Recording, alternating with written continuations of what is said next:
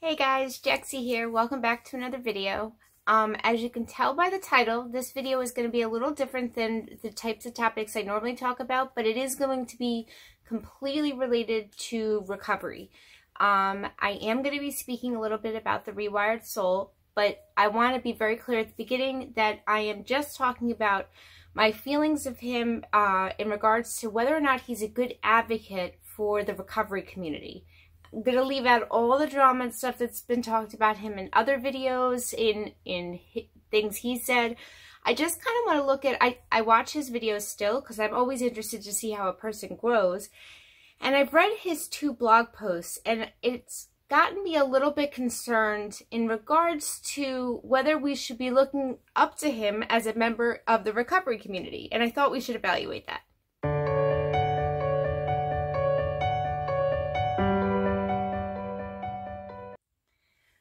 So the Rewired Soul, as I'm sure all of you know by now, classifies himself as a mental health channel, though most of his experience is based on the fact that he is an addict in recovery. He's got a little bit more clean time than I do. He has about, I think he said he'll have 7 years in June. I'll have 7 years in November. So, God willing. So I took some notes because I did read his blogs, and I watched the drama unfold, and I also watched his videos. Because, look, not everybody's perfect. We all make mistakes, and sometimes it's important to see, like, can we grow from our mistakes? Have we learned something? You know, I don't like to judge people based on their mistakes because as somebody who's an addict myself, there's plenty of mistakes I've made that if people came and judged me on it, for like lifelong, if people looked at things I did in my active addiction and they judge me for it now, forget it, right? What's important though is that Chris, or the Rewired Soul, is a member of what we would say the recovery community. He very often mentions that recovery is a big part of his life. And so those who follow him, who are either in active addiction or early recovery, are looking up to him for hope. The same way that I assume that anybody who watches my videos they're looking to me as somebody who's an example of what recovery is. And so I think it's really important. I know for myself, everything I say, all the words I say on this channel are very carefully thought out so that I'm never shining a negative light on recovery. At least that's never my intention.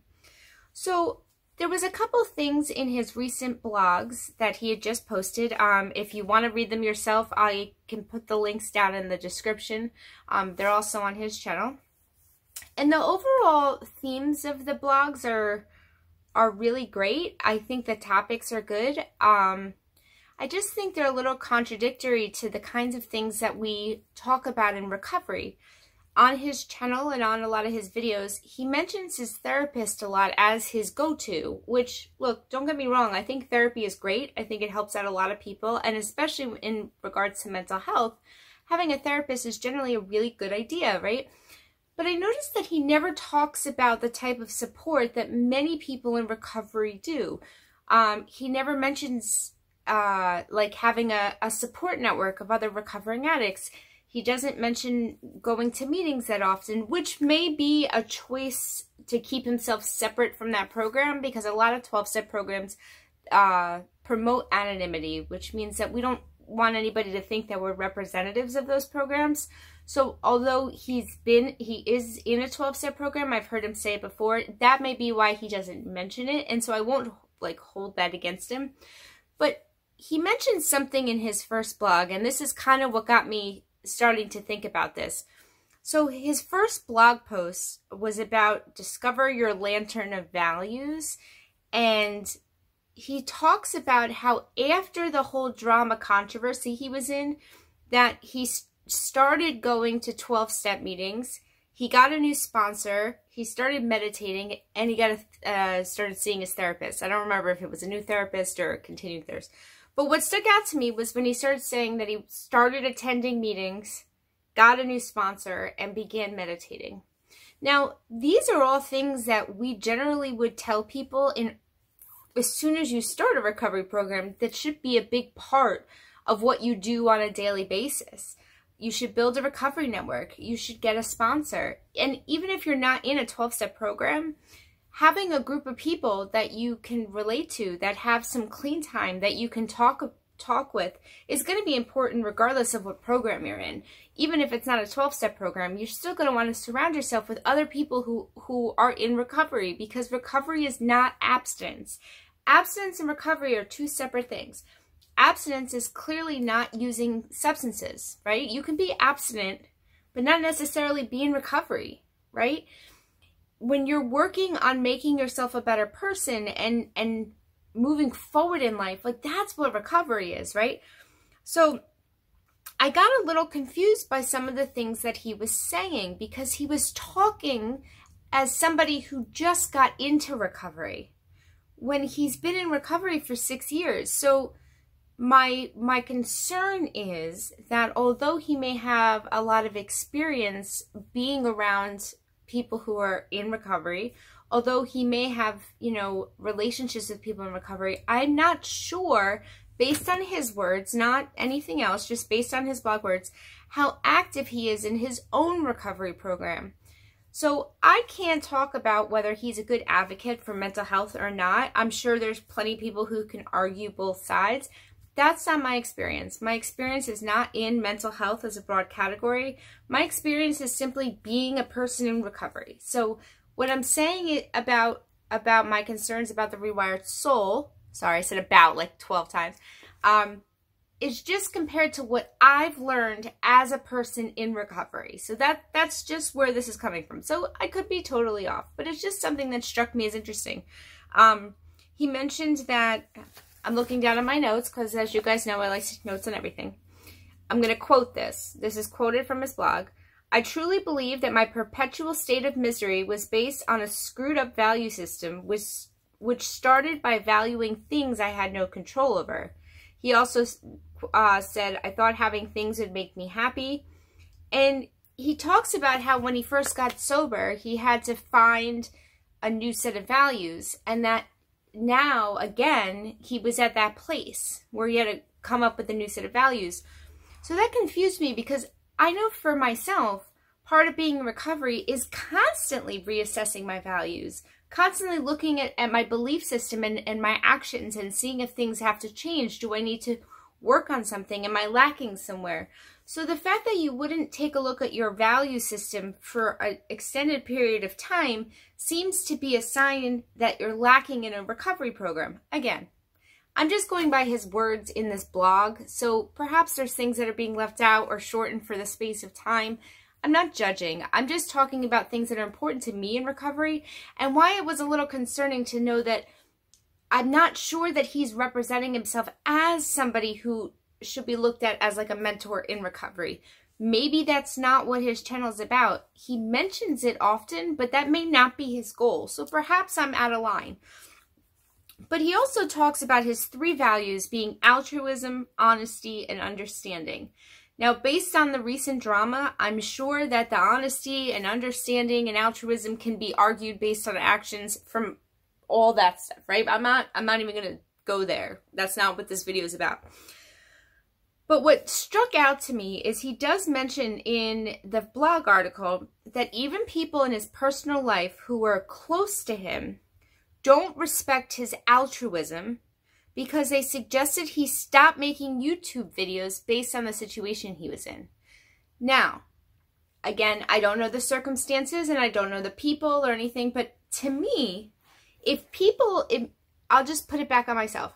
If I had people who were really close to me in my life, and I generally try to be an altruistic person. I'm not sure. I'm also a philosophy major, so I'm sure we can argue whether altruism really exists and stuff. But the idea that you want to do something good just because it's something good to do, right?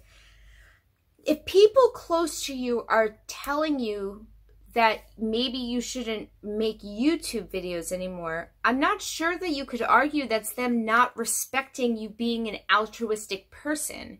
It sounds more like these are people who care about your well-being, right? If I have people in my life who are telling me that maybe I need to stop making YouTube videos because they're seeing it affect my recovery, they're seeing it affect my mental health, if I can't take care of myself, if I can't do the right things for myself, then how am I actually helping other people? So perhaps it's not that this person doesn't respect the Rewired Soul's altruism, but rather is talking to him concerning their own mental health. Again, I don't know, but that statement struck me as odd, because I imagine that when the person said that they didn't think it was good for him to continue making YouTube videos as a close friend, that it wasn't them trying to be like, you can't be altruistic anymore. That just doesn't make sense to me.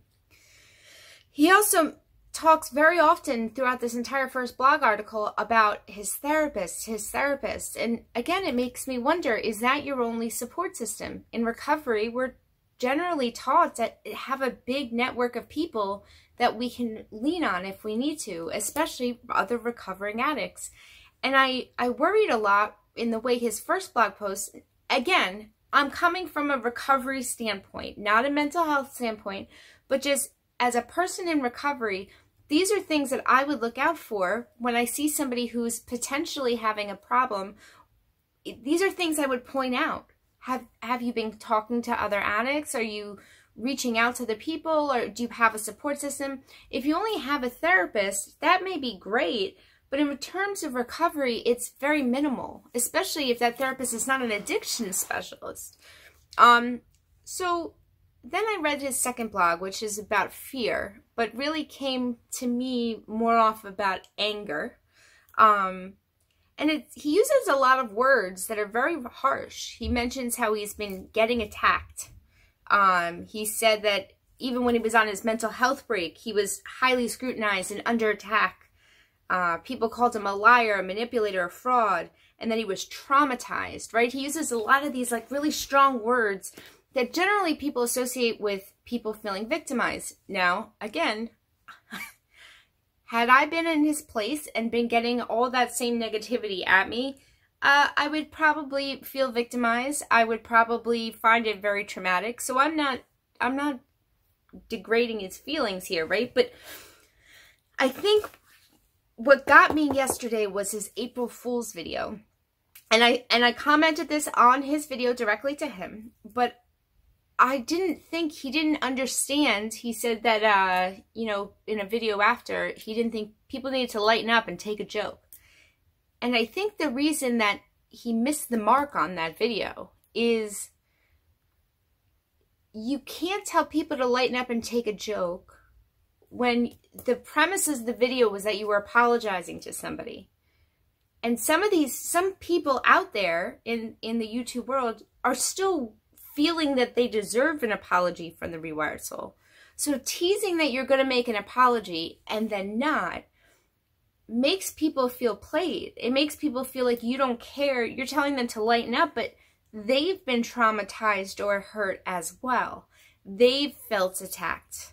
So I think that, sorry, I know everybody yells at me when I wipe my nose. I think it's about understanding.